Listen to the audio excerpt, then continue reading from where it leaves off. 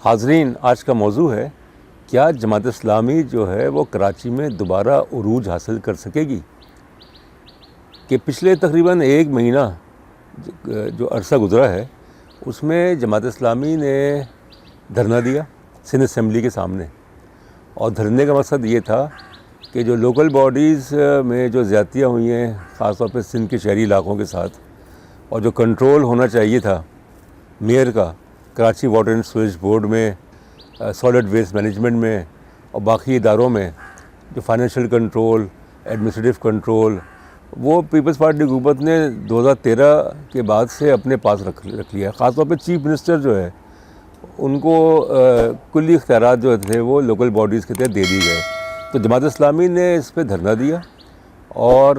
وہ دھرنا جو ہے وہ صبح شام جاری رہا۔ اس میں بڑی تعداد میں لوگوں نے شرکت کی، اور اس کے علاوہ انہوں نے یہ چیز واضح کر دی جماعت اسلامی نے کہ وہ دھرنا اس وقت ختم کریں گے جب کہ ان کے مطالبات منظور ہو جائیں، اور مطالبات یہی تھے کہ جو بلدیاتی نظام ہے اس میں جو اختیارات ہیں وہ میئر کے پاس ہونے چاہیے۔ تو دھرنا جاری رہا، اور جماعت اسلامی کے ساتھ اور بھی سیاسی جماعتیں، جس میں کہ پاک سرزمین پارٹی،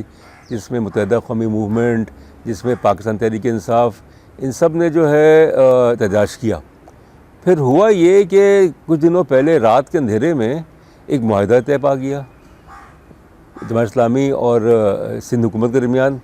کہ سندھ حکومت نے جماعت اسلامی کے جو مطالبات تھے، اکثر مطالبات جو تھے وہ منظور کر لیے۔ تو جماعت اسلامی نے اپنا دھرنا جو تھا وہ ختم کر دیا، اور اس کے علاوہ جو انہوں نے اگلے دن یعنی جمعے کے دن جو انہوں نے کہا تھا، اعلان کیا تھا کہ شہر کے مختلف مقامات پہ وہ دھرنا دیں گے، مظاہرے کریں گے، وہ بھی ختم کر دیا۔ تو اب اس پہ کئی سوالات اٹھ گئے ہیں۔ پہلا سوال تو یہ ہے، کیا جماعت اسلامی نے جو دھرنا دیا تھا تقریباً ایک مہینے کا، اس کا مقصد کیا تھا؟ کیا اس کا مقصد یہ تھا کہ کراچی شہر، جو کہ ایک زمانے میں سن 70 کے جو انتخابات ہوئے تھے، جو نشستیں ملی تھیں جماعت اسلامی کو، اچھی خاصی نشستیں ملی تھیں 77 کے انتخابات میں ملی تھیں، مگر اس کے بعد سے جو زوال ہوا ہے جماعت اسلامی کا خاص طور پہ کراچی میں، وہ زوال جو ہے اس کی وجہ سے جو ان کی ایک کلیدی جو حیثیت تھی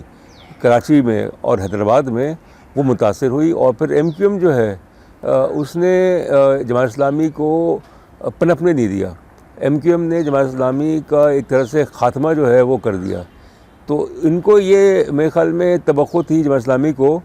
کہ جو بلدیاتی جو مسائل ہیں، جو کراچی کے شہری علاقوں کے ساتھ جو تفریق کی جاتی ہے، تو وہ اس پہ آواز اٹھائیں گے، اور اس پہ پھر کوشش کریں گے کہ کراچی اور حیدرآباد یعنی سندھ کے شہری علاقوں میں جماعت اسلامی کی جو ایک پوزیشن تھی، کی جو حیثیت تھی 5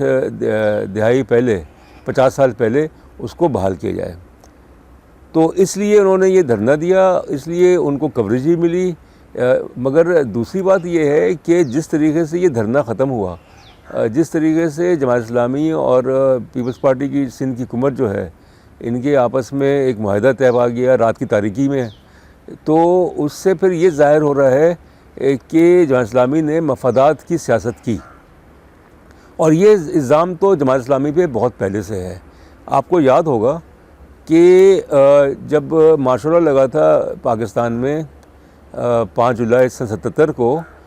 تو اس مارشل لا کی تقریباً 11 سال جو حکومت رہی ضیاء الحق کی، جس میں 8 سال مارشل لا کی حکومت تھی، جماعت اسلامی نے کھل کے سپورٹ کی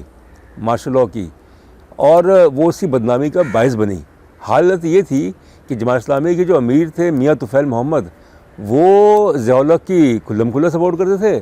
جبکہ جماعت اسلامی کے جو سیکرٹری جنرل تھے پروفیسر غفور احمد، وہ اس کے خلاف تھے۔ ریفرنڈم جو ہوا سن 84 کا، اس میں جماعت اسلامی نے جو ہے میاں طفیل محمد نے ضیاء الحق کی سپورٹ کی، جبکہ پروفیسر غفور احمد جو سیکرٹری جنرل تھے انہوں نے اس کی مخالفت کی۔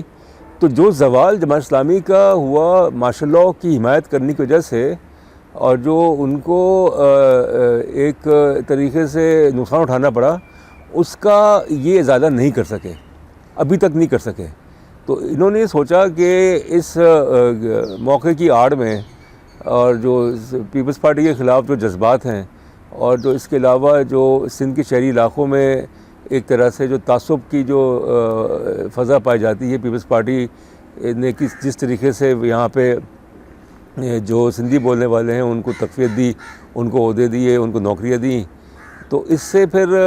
یہ ان کے ذہن میں تھا کہ جو ان کی پوزیشن جماعت اسلامی کی سن 70 اس سے پہلے کی وہ دوبارہ ہو، مگر مجھے ہی لگتا ہے کہ اب ایسا ممکن نہیں ہے، کیونکہ ٹھیک ہے دو میئر جو ہیں جماعت اسلامی کے آ چکے تھے،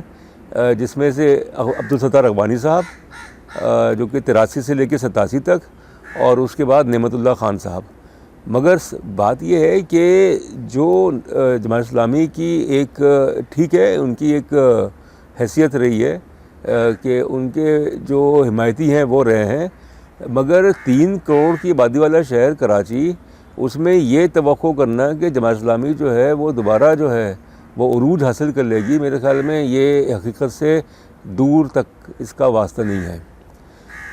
میں یہ کہوں گا کہ یہ جو سارے معاملات ہوئے، جس طریقے سے سندھ حکومت کے ساتھ انہوں نے بیٹھ گئے، اور اس پہ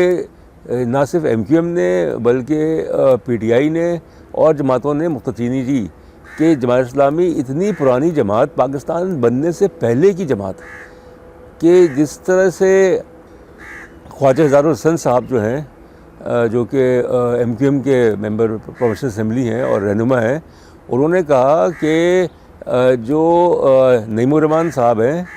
جو جن کو وہ کہتے ہیں نعیم الرحمان بھائی صاحب ہیں، ان کو ماموں بنا دیا گیا. پیپلز پارٹی نے ان کو ماموں بنا دیا، ان کو بیوقوف بنایا، اور اس کا خمیازہ جو ہے وہ جماعت اسلامی کو بھگتنا پڑے گا، اور ہماری جد و جہد جو ہے وہ جاری رہے گی. تو اس لیے میں آخر میں یہ کہوں گا کہ یہ جو انہوں نے ایک بہت بڑا گیمبل کیا جماعت اسلامی نے پیپلز پارٹی کے ساتھ مل کے، اور اس سے یہ بھی ظاہر ہو رہا تھا کہ وہ 1 مہینے سے دھرنا دے رہے تھے مگر کچھ ہو نہیں رہا تھا، تو ایک فیس سیونگ جو ہے وہ ان کو چاہیے تھی، جو کہ پیپلز پارٹی کی حکومت نے مہیا کر دی. مگر اب سوال یہ ہے کہ جو بھی معاہدہ ہوا ہے کیا اس پہ کس طریقے سے عمل ہوگا، کس طریقے سے کیا ہوگا، کیونکہ اصل جو اختیارات ہیں بلدیاتی جو ادارے ہیں وہ تو ابھی بھی سندھ حکومت کے پاس ہے. بہت شکریہ.